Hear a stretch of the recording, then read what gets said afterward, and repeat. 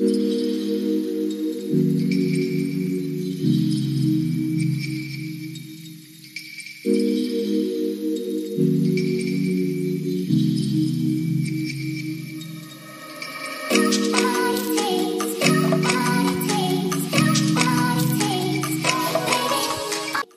guys, welcome to another video. Welcome to a new video, guys.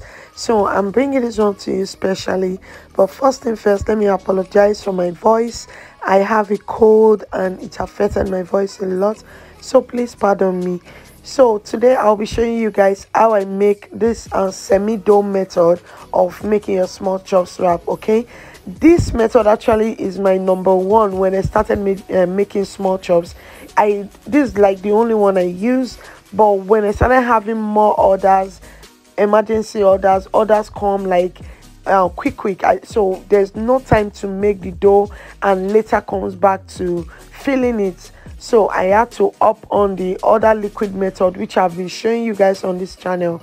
Okay, so these are just like my own explanation to why I prefer that other method. So for this recipe, you will need flour and salt. That is all you need. There's no cornstarch needed, and it still comes out crunchy.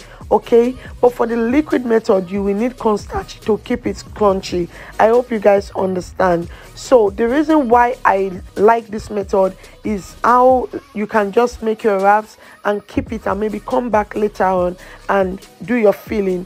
But a lot of you have been asking me if you can do that with the liquid method. The answer is very difficult, because the liquid method tends to be very moist, like it can stick together, and coming back later to do it, you might end up having damaged wraps. Okay, but with this one, you can just spread it and cover it with a damp cloth, and whenever you come back to fill it, it goes well. So for this one, you just want to add your water gradually until you get the consistency that you are seeing me having now. And what you want to do is to beat it with your hands. Like, you want to beat it very well. Remember, you have just salt and flour in there. You want to make sure you have a very smooth consistency and a stretchy one at that. This way you will not have any issues when you start making them.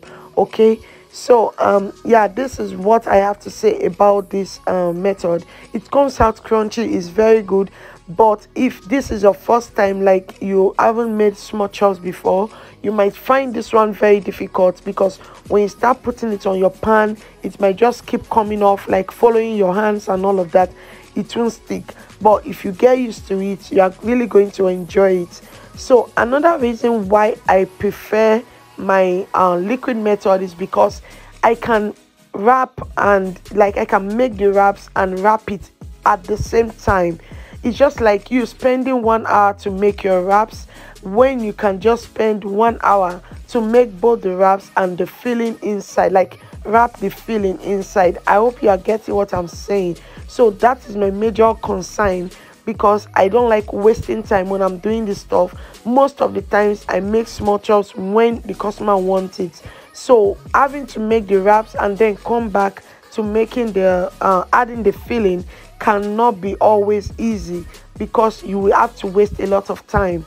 Another thing is, you can't make this wrap and wrap it at the same time, because your hands are messy. You can't use your hands, else you are done, or you just want to wash your hands and wrap the ones you've done already. I hope I'm making sense, or you guys are understanding what I am saying. So this can actually burn your hands if you are not used to putting your hands on hot pan, or you are not used to this method.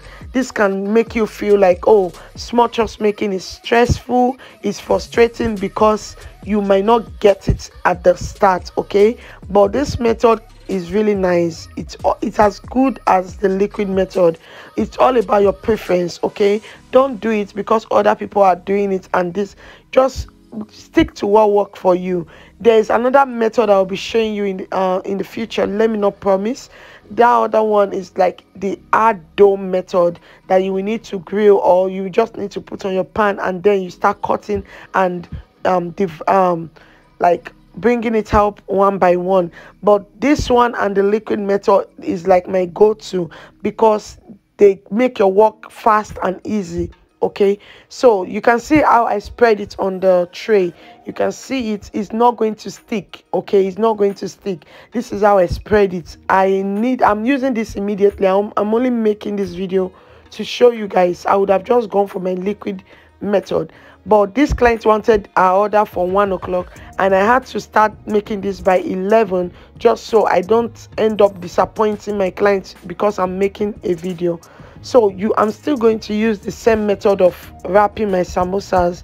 You can see I'm using the same method, and you just want to always make sure you add the extra flour you have mixed to close, okay, to close the ends. So that it's just the same thing.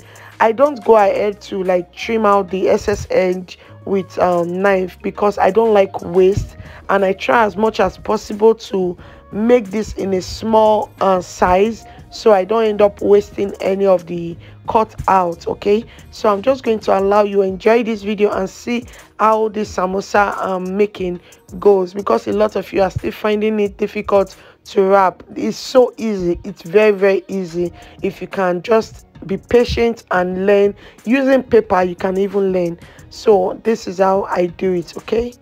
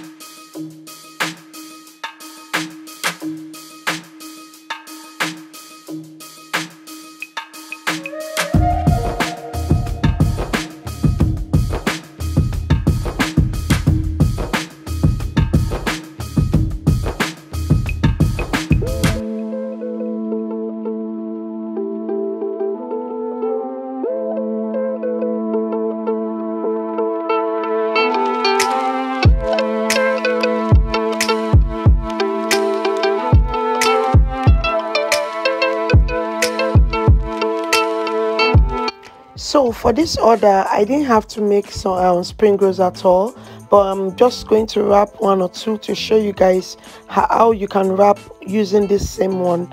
Okay, you don't need to trim out anywhere. You don't need to trim it out in a straight line. You can still use the same wraps for your spring rolls. Okay, I'm going to do it for the second time so you can see.